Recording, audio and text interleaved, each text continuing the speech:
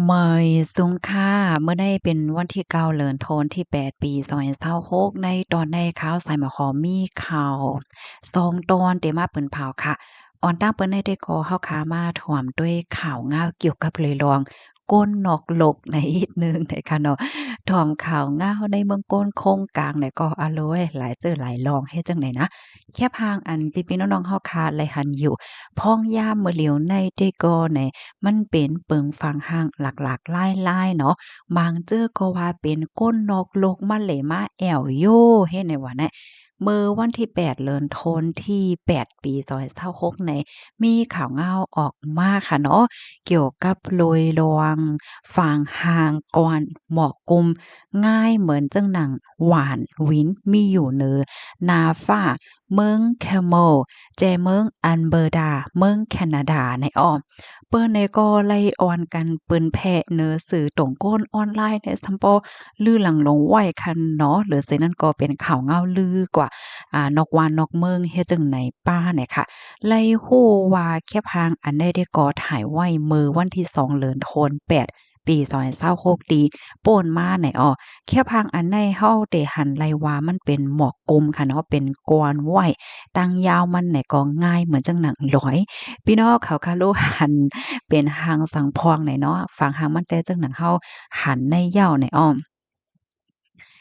มังเจื้อเนี่ยก็หันว่าเหมือนหางว่ามีอีสังหลักๆหลายๆส่วนว่าอยู่ดีในกวนหมอกมนั่นเฮ็ดจังไหนคะอ้อมังเจื้อก็ว่าเป็น UFO โยเป็นก้นนกลงมาแอวโยว่าซังว่าเจ้าไหนอยู่เกี่ยวกับเรลวงในอันเป็นผู้ค้นคว้าฝ่าย UFO ในลาวว่าลวงว่ามันเป็น UFO อันว่านั่นแต่ก็ยังอำไปมีสักเสหลักฐานฝ่ายตั้งป้ายทรายที่อันยืนยัน ว่ามันเป็น UFO อำนั้นก็เกี่ยวข้องกับลวงมีใจโตมีใจนอกลกลมฟ้าเฮ็ดจังไหนอ้อ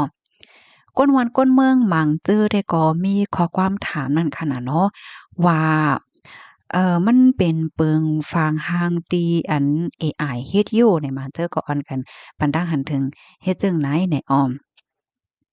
เพราะว่าเฮาขามาโดยเปิงฟังฮักอันในๆในยังจังว่วนกว่าไลป้าเทียงว่ามันเป็นเปิงเป็นหมอกกลมอันเขาฮ้องว่าหมอกกลม lens อันว่านั่นหือแหน่เนาะเปิงเป็นจังไหนไหนมันทำใกล้ป่อเป็นหิมหลอยเหี่ยวก็มีเปิงฟังฮักง่ายเหมือนจังหนังหวานหวินเฮ็ดให้อ้อกำนันแลมื้อเหลียวได้แต่ก็หลายๆก็หลายๆคนเนี่ยเปิ้นก็อ่อนกันมีความถามตื่นตาตื่นใจแหวก็ใครฮู้เฮ็ดจั่งใดคะเนาะบางเทื่อก็ว่ามันเป็นโตมีใจนอกโลกไหนก็กาจึงว่านั้นยาวค่ะว่ามันเป็น UFO เต5ในนั้นแต่ก็มันไปมีสักเสหลักฐานที่อันยืนยันหลายเด้อในนั้นข้อมูลตอนในค่ะเลยเป็นมาที่ห้องการข่าว Wall Forum ต่างไว้นะคะ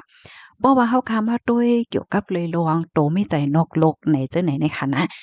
มื้อเหลียวในเปิ้นก็สนใจเนาะเปิ้นก็ใคร่คู้น่ะนะก้อยกะว่าจั่งหนังว่าคะเนาะมันนำไปมีหลักฐานศักดิ์สิทธิ์ที่อันยืนยันไล่จังเนี่ยว่านั้นเสตาก็เปิ้นก็ตื้อปักใจให้ไหนนี่พี่น้องค่ะจ่องต้องไลก็บ่ฮู้เนาะมื้อป่วนมาบ่เคิงสังใดดีเฮาไลถ่วมด้วยคอตักไหน อันปะปาวันกาข้อไว้นั่นค่ะนะว่าจังมีโตนอกโลกป่อมาในเมืองโก้นว่าสังว่าจังได๋เนี่ยค่ะเนาะก้อยกะว่าจังหือก็หลีเนาะเฮาค่ะก็สืบไปด้วยกว่าเที่ยงนะคะพี่น้องค่ะโลหันเถินจังหือพองเกี่ยวกับในลองเปิงฟังหางจังไหนแน่เหนือหน้าฟ้าเมืองใต้เฮาจังไหนคะโลจ่องยามหันยามมีค่ะเปิงเป็นจังหนังไหนไหนปันตาหันถึงมาไหลค่ะ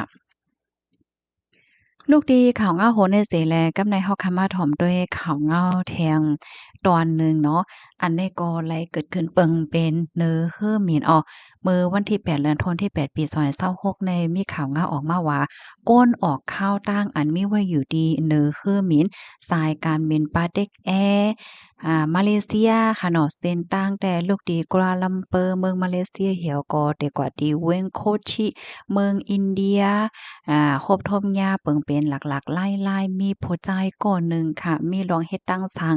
ทุบหมานพักตูฮู้เลี้ยงเหี่ยวก็คัดใจเปิดพักตูคึกคักของคือหมินเมื่อพองตีตึกหมินไว้อยู่เนอกลางหาวลองในเป็นกว่าเมื่อวันที่5เดือนธันวาคม8ดีโป้นมาใน ก้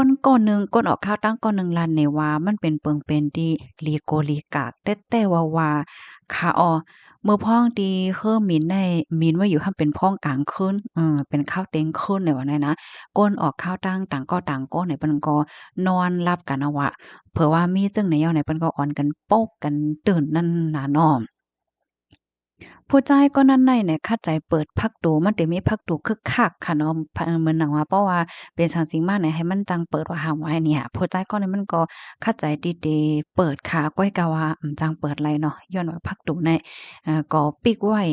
แนนหลีนะเฮ็ดจังไหนไว้หลังสิเป็นเหย้าเนาะอันเป็นก้นออกข้าวตั้งโคมือกันตั้งก้นให้การเนื้อเคิ่มมิ้นเนี่ยก็ไล่อ่อนกันมาอ่า เดเลยว่าจะเหงือมาจอยมาเทียมกันแห่หามลองเฮ็ดตั้งสร้างโพสต์ให้ก่อนได้เอาไว้ไล่หนังไว้ไพ่เนี่ยค่ะก็เฮ็ดให้สายงานงอลายมันก็เป็นกว่าขึ้นปกตินะคะไหว้หลังสิเป็นกว่าจังไหนยาวเนาะเปิ้นก็ถ่ายคลิปถ่ายวิดีโอและจังไหนเปิ้นแพร่ออกกว่ามีก้นอันเปิ้นใช้สื่อตรงก้นตั้งนำตั้งหลายเนาะอ่อนกันปันตั้งหันถึง พยกมีลวงไม้อกไม้ใจต่อลวงตั้งตีอันเกิดขึ้นค่ะพยกยองอ้ามก้นให้การเนือเฮือหมิ่นและก้นออกข้าวตั้งตีอันจอยกันเหี่ยวก็มาแฮมาหามาแข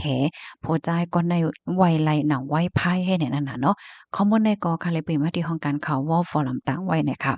เพราะว่าเฮาค้ามาโดยพ้องยามเหลียวในค่ะเนาะก้นเฮาค้าในอันหลักอันหลายมันก็ใกล้ๆป่อมีมาเนี่ยค่ะเนาะ หมั่งเจอในเปิ้นก็มีลองไม้ใจนั่นขนาดเนาะก้นหมั่งเจอในเฮาก็บ่ฮู้เนาะว่าในอกในใจเปิ้นเป็นหือพองเปิ้นคบทมยาจาตากามจึงหือพองเฮ็ดจึงเนี่ยก้วยกะว่าอิงเนอลองเฮ็ดตั้งสร้างโตเก่าเฮียก็มาทำปันตั้งเลิศไม่เปิ้นจังไหนแต่ก็หลีเป็นโยได้มังก็อ่อนกันปันตั้งหันถึงจึงไหนเนี่ยเขาคือมินอันว่าในเมื่อพ้องที่มันมินอยู่เหนือกลางหาวก็จังหนังที่ฮู้กันค่ะเนาะ ลองข่มลมอันว่าเนี่ยมันก็ลำลองตีสุดนั่นขนาดไหนคือหมิ่นแน่เพราะว่ามันหมิ่นในเมืองน่ะยังแค้นอยู่เนาะมันเหมือนเพราะว่ามีเปิ่งเป็นหลากๆหลายๆอีสังไหนก็โลงกึดไหนมันก็ยังง่ายอยู่เนาะก้อยกะว่าเพราะว่ามันหมิ่นนอกเมืองลูกดีเมืองหนึ่งกว่าเมืองหนึ่งไหนเพราะว่าหมิ่นในกลุ่นเดียวกันเนี่ยก็ยังแค้นอยู่อีกหนึ่งเหมือนจังหวะกลุ่นอาเซียนเนี่ยก็มีในอาเซียนเนี่ยแค้นอยู่อีกหนึ่งเพราะว่ามันหมิ่น ลูกตีกวนหนึ่งก็แทงตีกวนหนึ่งเนี่ยได้ก็อะโหลมันหลีไม่ใจได้เด้เนี่ยค่ะเนาะย้อนก็เพราะว่าบางป้อมบางไรคือมีเนี่ยมันอยู่เหนือนาฟ้านาน้ำปังหลายค่ะนะเนาะมันอยู่เหนือในเหนือลอยเหนือในเถินลงมาเฮาว่าเฮ็ดไหนเฮเพราะมันมีเปิ่งเป็นหลากหลายเหนือเฮิ่มมีเนี่ยจึงมันก็หลีไม่ใจไว้เฮ็ดจังได๋นั่นน่ะกำนั้นแลเฮาได้หันเลยว่าเพราะว่าออกข้าวตั้งเฮิ่มมีเนี่ยได้เปิ้นก็มีลองทัดแฮงว่าจังไหนเนี่ยเนาะ ภาพถ่อมยาวหันเทินจึงหือพองค่ะพี่น้องปันตั้งหันถึงมาลัยค่ะยินจมูกก็ที่ฮับถ่อมปันแห้งค่ะเหมยสูงค่ะ